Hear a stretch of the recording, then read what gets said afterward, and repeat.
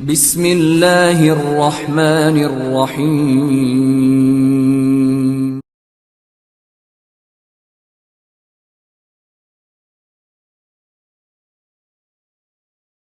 تو عابد بھائی ایک تو اصول یہ ہو گیا، ہمیں یہ بات سمجھ آ گئی کہ یہ جو بحث کو کہ ہر جگہ پر اسنادی بحث میں شدت اختیار نہیں کی جاتی، عقائد اور احکام میں الگ اصول ہیں، تاریخ مواعظ میں الگ اصول ہیں۔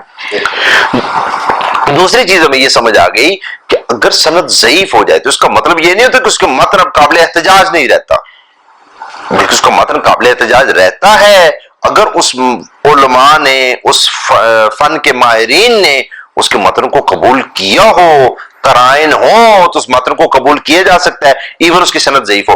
اس اصول کے تحت اگر کتاب سلیم کی سند ضعیف بھی مان لی جائے بنا بر تنزل ایک لمحے کے لیے، تو اس کا مطلب یہ نہیں کہ کتاب سلیم کی جو حدیثیں وہ ساری ضعیف ہو جائیں گی، بلکہ ان حدیثوں کو، ان متن کو، ان حدیثوں میں جو بیان ہوا ہے مندرجات کو، ان کے اصولوں پر جو علماء نے بیان کیے ہیں پرکھا جائے گا کہ اگر وہ متن صحیح ہے تو اس کو قبول کیا جائے گا، اس سے استدلال کیا جائے گا۔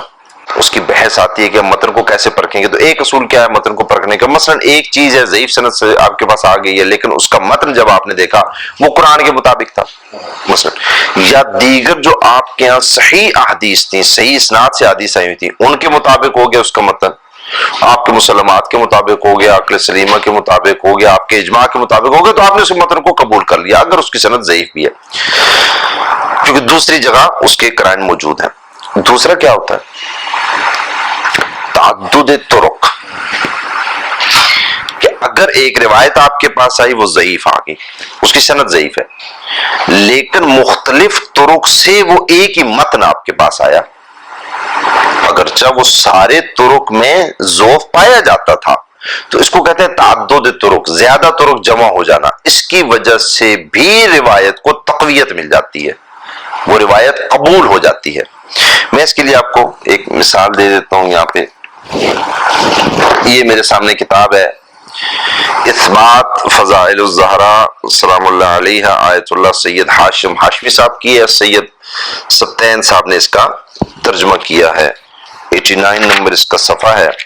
وہ لکھتے ہیں آیت اللہ العظمی سید ابو القاسم الخوئی صاحب کا قول کہ وہ اپنی کتاب معجم رجال الحدیث میں فرماتے ہیں، ایک عنوان کے تحت فرماتے ہیں کہ ہر چند کہ اس بارے میں ہمارے پاس کوئی صحیح سند روایت موجود نہیں ہے، یعنی اس عنوان کے تحت صحیح سند سے ہمارے پاس روایت موجود نہیں، اور ہم نے ان میں سے جتنی بھی روایات دیکھیں وہ سندن ضعیف تھیں، یعنی صحیح روایتیں نہیں ہیں، ہاں سندن ضعیف روایتیں اس بارے میں موجود ہیں، لیکن ان روایات کا استفادہ ہمیں ان کی اسناد کی تحقیق سے بے نیاز کر دیتا ہے، نتیجتاً ہم کہہ سکتے ہیں کہ ان احادیث میں سے بعض مع اطمینان معصومین علیہم السلام سے صادر ہوئی ہیں، یعنی کہ آپ کے پاس بہت سے طرق آ گئے اور اس میں متن میں عنوان اس میں ایک ہی بیان کیا جا رہا تھا، وہ کہہ رہے ہیں کہ یہ جو الگ الگ طرق آئے ہیں انہوں نے ایک دوسرے کو آپس میں مضبوطی دی ہے، قوی کر دیا ہے،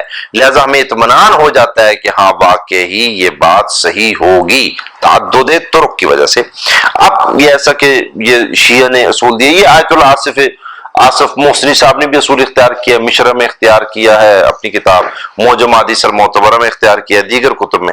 یہ کتاب ہے جاء الحق مولانا مفتی احمد یار خان نعیمی صاحب کی کتاب ہے۔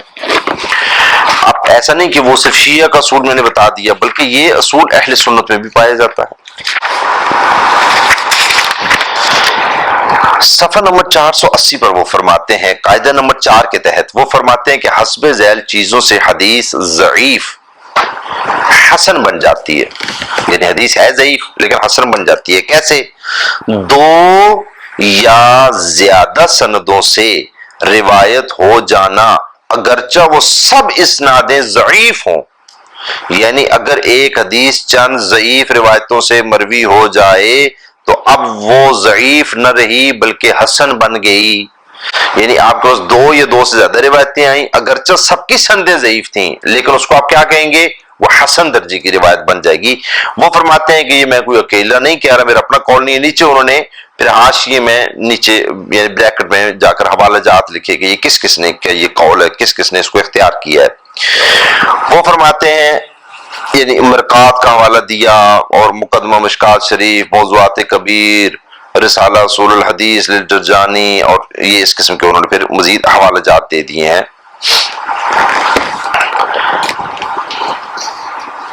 اب یہ کتاب ہے علوم الحدیث، اردو ترجمہ قواعد فی علوم الحدیث، مولانا ظفر احمد تھانوی صاحب کی کتاب۔ یہ فرماتے ہیں حدیث ضعیف، صفحہ نمبر 87 ہے، 10 نمبر ان کا نقطہ ہے، اس میں فرماتے ہیں حدیث ضعیف کے اگر 2 طرق ہو جائیں، یہ وہ جو دیوبند کے عالم دین ہے، میں نے بتایا تھا کہ یہ ان کی کتاب بڑی مستند کتاب مانی جاتی ہے اصول حدیث میں، وہ فرماتے ہیں کہ حدیث ضعیف کے اگر 2 طرق ہو جائیں تو یہ درجہ حسن تک پہنچ جائے گی اور قابل احتجاج ہوگی۔ اس اصول کی مزید وضاحت تشریح آگے آ رہی ہے، اس کو علی الاطلاق نہ سمجھ لیا جائے۔ حدیث ضعیف کے اگر 2 طرق ہو جائیں، یعنی 2 سندیں ہیں، ایک ہی متن بیان ہو رہا ہے، سندیں دونوں ضعیف ہو گئی ہیں، تو یہ حسن درجے کی ہو جائے گی۔ وہ فرماتے ہیں تدریب الراوی میں یعنی امام سیوطی نے کہا ہے کہ جس حدیث کے 2 طریق ہوں اس سے استدلال کرنا کوئی نئی بات نہیں، یہ کوئی جدید ہماری یہ بات نہیں ہے، یہ چلی آ رہی ہے۔ جیسے مرسل روایت کی دوسری سند مسند آ جائے یا دوسری سند سے بھی ایک اور مرسل اس روایت کی تائید کر دے، اسی طرح مزید یہ لکھا ہے کہ اگر کسی روایت کا ضعف ارسال و تدلیس جہالت راوی کی وجہ سے ہو تو یہ ضعف دوسرے طریق سے زائل ہو جائے گا، روایت درجہ حسن تک پہنچ جائے گی، اگرچہ حسن لذاتی ہی سے کم ہوگی۔ شرح نخبہ میں ہے کہ اگر صحیح الحفظ راوی کی مطابق کوئی ایسا راوی کر دے جو اس کے برابر یا اس سے فائق مرتبے کا ہو، اسی طرح مختلط راوی مستور مرسل روایت اور مدلس روایت کا جب مطابق مل جائے گا تو پھر یہ روایت حسن لغیر ہی بن جائیں گی۔ مسئلہ یہ ہے کہ ان میں سے ہر ایک کی روایت کے محفوظ ہونے اور غیر محفوظ ہونے کا احتمال تھا، بس جب 2 روایات ایک جیسی آئیں تو اس احتمال کو ترجیح ہوگی کہ روایت محفوظ ہے تو یہ روایت درجہ توقف سے درجہ قبولیت تک پہنچ جائے گی۔ وہ فرماتے ہیں حافظ عراقی نے لکھا کہ بحقی کی کلام سے یہ ظاہر ہوتا ہے کہ حدیث 10 محرم کو وسعت رزق سے متعلق جو حدیث ہے ابن حبان کے علاوہ بھی اہل علم کی رائے کے مطابق حسن ہے، کیونکہ یہ روایت صحابہ کی ایک بڑی جماعت سے متعدد طرق کے ساتھ مرفوعاً مروی ہے۔ یہ اسانید اور طرق اگرچہ ضعیف ہیں لیکن جمع طرق سے ان میں قوت آ گئی، اور علامہ ابن تیمیہ کا اس کا انکار کرنا صرف وہم ہی ہے، اور امام احمد نے اس کے صحیح لذاتہ ہی ہونے کی نفی کی ہے، حسن لغیرہ کی نفی مراد نہیں، اور حسن لغیرہ قابل احتجاج ہوتی ہے، علم حدیث میں اس کو بیان کیا جا چکا ہے۔ یہ حافظ عراقی کا کلام ہے، وہ کہتے ہیں کہ اگرچہ روایتیں ضعیف ہیں، اسناد ضعیف ہیں، لیکن آپس میں مل کر انہوں نے ایک دوسرے کو تقویت دے دی اور قابل احتجاج ہو گئی ہیں۔ ابن حمام فرماتے ہیں یہ روایات اگرچہ ضعیف الاسناد ہیں لیکن ان کا متن حسن ہے، اور بھلا متن حسن کیوں نہ ہو جبکہ بعض روایات خود حسن سے کم نہیں۔ مزید فرماتے ہیں یہ 10 سے زیادہ صحابہ سے بکثرت طرق سے مروی روایات ہیں، اگر ان میں ہر ایک بھی ضعیف ہوتی، 10 طرق ہیں ساری ضعیف ہو جاتے، تب بھی اتنے طرق کی وجہ سے یہ قابل احتجاج ہو جاتی، حالانکہ ان میں سے بعض طرق اب بھی حسن سے کم نہیں ہیں۔ وہ کہتے ہیں کہ 10 طرق آ جاتے اور سارے ضعیف ہوتے تو بھی ہم روایت سے احتجاج کرتے کیونکہ تعدد طرق ہو گیا۔ تدریب الراوی میں ہے اگر روایت کو راوی کے فسق و کذب کی وجہ سے رد کیا گیا تو اس روایت کی مطابقت اگر ایسے روات سے ہو جو انہی جیسے ہوں تو پھر مطابقت کا کوئی فائدہ نہیں ہوگا، کیونکہ ایسے راوی کی مطابقت کا اعتبار نہیں۔ ہاں یہ ضرور ہوگا کہ طرق کے مجموعہ سے یہ فائدہ ہوگا کہ روایت لا اصل لہو اور منکر ہونے سے نکل جائے گی۔ ابن حجر نے اس کی تصریح کی ہے اور یہ بھی فرمایا کہ کبھی ایسے طرق بھی حسن کے بعض درجات صحیح الحفظ مستور تک پہنچ جاتے ہیں جب ان میں سے کوئی ایسا طریقہ آ جائے اس میں ضعف قابل احتمال ہو۔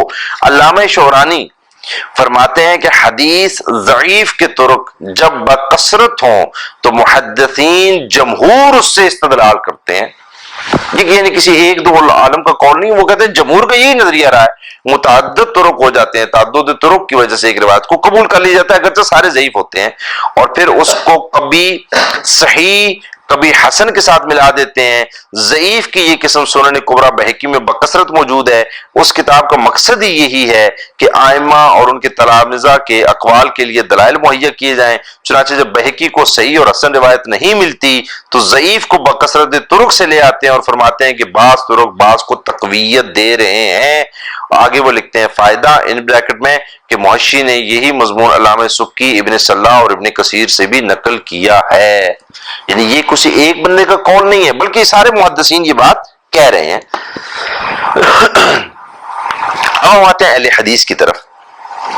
حالانکہ اس میں اہل حدیث کے حوالہ جات موجود ہیں، ایسا نہیں کہ نہیں ہے. ابن حجر اسقلانی کے حوالہ جات موجود ہیں، ابن کثیر کے، ابن صلاح کے. اب حافظ زبیر علی زئی صاحب نے جب یہ کہا کہ ضعیف اور ضعیف روایتیں جب آپس میں ملتی ہیں تو حسن لغیری نہیں بنتی ہیں. تو آج کل کے لڑکے چونکہ انہوں نے انہی کی کتابیں پڑھی ہیں، ظاہر ہے پھر ان کی کتابیں اردو میں، ان کو پڑھنا آسان ہوتا ہے، آسانی سے وہ نیٹ پہ مل جاتی ہیں. تو لوگوں نے اپنی تحقیق کو، جوانوں نے اپنی تحقیق کو ماتب مقید کر دیا، اور انجینئر صاحب بھی اسی تحقیق کو لے کر آگے چل رہے ہیں، اور وہ اسی تحقیق پر کہہ رہے ہیں نہیں روایتیں جناب حسن لغیری نہیں ہوتی، تعدد طرق کوئی چیز نہیں ہوتی ہے. حالانکہ امام البانی جنہیں خود انجینئر محمد علی مرزا یہ کہتے ہیں کہ یہ آج کے دور کے بخاری ہیں، وہ خود حسن لغیری کے قائل ہیں. ان کی سلسلۃ الحدیث الصحیحہ تو بھری ہوئی ہے اس چیز سے. حسن لغیری کا حکم لگاتے ہیں، تعدد طرق کے وہ قائل ہیں امام البانی. اب ایک کتاب ہے اس کا نام ہے مقالات اثریہ، یہ لکھی ہے محمد خبیب احمد صاحب نے جو ارشاد الحق اثری صاحب کے شاگرد ہیں. اور اس کتاب پر جو تقریر لکھی ہے وہ ارشاد الحق اثری صاحب نے لکھی ہے. یعنی اس کتاب کو پسند جو فرمایا ہے ارشاد الحق اثری صاحب نے پسند فرمایا ہے. اب ظاہر یہ اہل حدیث ہے، انہوں نے حسن لغیرہ کے حجیت پر مستقل اس میں ایک عنوان لکھا ہے کہ حسن لغیرہ کیا ہوتی ہے؟ حجت ہوتی ہے جب ضعیف روایتیں آ جاتی ہیں تو وہ آپس میں باہم مل کر ایک دوسرے کو تقویت پہنچاتی ہیں، وہ روایت حسن درجے کی ہو جاتی ہے. لیکن ظاہر ہے ہر چیز میں کچھ شرائط ہوتی ہیں، تو اس میں بھی کچھ شرائط ہیں. لیکن ایسا نہیں کہ مطلقاً آپ رد کر دیں کہ یہ بھی ضعیف ہے، یہ بھی ضعیف ہے، یہ بھی ضعیف ہے تو حسن غیری نہیں بنی یا حسن نہیں بنی. انہوں نے ایک دوسرے کو تقویت نہیں دی، ہم اس سے استدلال نہیں کریں گے. وہ کہتے ہیں ایسا نہیں ہے. انہوں نے مضمون لکھا تو اس میں انہوں نے بتایا کہ کون کون علماء اس اصول کے قائل رہے ہیں. انہوں نے فہرست مرتب کی ہے. اب وہ سارے نام میں ظاہر یہاں پہ نہیں لے سکتا، تو میں چند نام آپ کو بتا دیتا ہوں، بطور مثال چند نام بتا دیتا ہوں تاکہ اندازہ ہو جائے کہ وہ کس قسم کے انہوں نے یعنی کن علماء کا تعارف کروایا کہ وہ لوگ اس اصول کے قائل تھے. انہوں نے ابن صلاح کا نام لیا، اس اصول کے قائل تھے. اب یہ اہل حدیث عالم لکھ رہا ہے، تقریر بھی اہل حدیث عالم کی ہے، محدث کی ہے، اور اہل حدیث علماء کے یہ حوالے ہیں. یعنی اہل حدیث کے نزدیک معتبر ہے، ویسے تو اہل سنت مشترکہ طور پر ان علماء کو معتبر مانا جاتا ہے. وہ فرماتے ہیں ابن صلاح حسن لغیری کے قائل ہیں، تعدد طرق کے. ابن حجر اس کے قائل ہیں، حاکم اس کے قائل ہیں، بہقی اس کے قائل ہیں، حافظ ابن عساکر، امام منذری، امام نووی، امام ابن تیمیہ، امام ابن عبد الہادی، امام ذہبی، تقی الدین السبکی، حافظ اللائی. اور پھر وہ فرماتے ہیں حافظ سخاوی، امام سیوطی، عبد الرؤف مناوی. اور اس کے علاوہ وہ امام البانی سے چلتے ہیں اور شیخ ابن باز تک وہ آ جاتے ہیں، اور ان سب کا وہ ذکر کر کے تقریباً 39 نام یعنی کہ وہ یہاں پر لکھتے ہیں ان کے مشہور و معروف، اور وہ بتاتے ہیں کہ یہ سب لوگ اس چیز کے قائل ہیں. پھر انہوں نے مستقلی عنوان قائم کیا، دلائل قائم کیا، اور انہوں نے یہ بتایا کہ امام بخاری کس طرح اس کے قائل، تو امام مسلم کس طرح قائل. تو وہ ساری یعنی بحث مستقل کتاب ہے اس عنوان پر. تو میں نے صرف چند نام اس لیے لے دیے ہیں تاکہ لوگوں کو اندازہ ہو جائے کہ اتنے بڑے بڑے بزرگ جو ہیں اس اصول کے قائل ہیں. تو تعدد طرق دوسرا اصول ہمارے سامنے کیا آ گیا.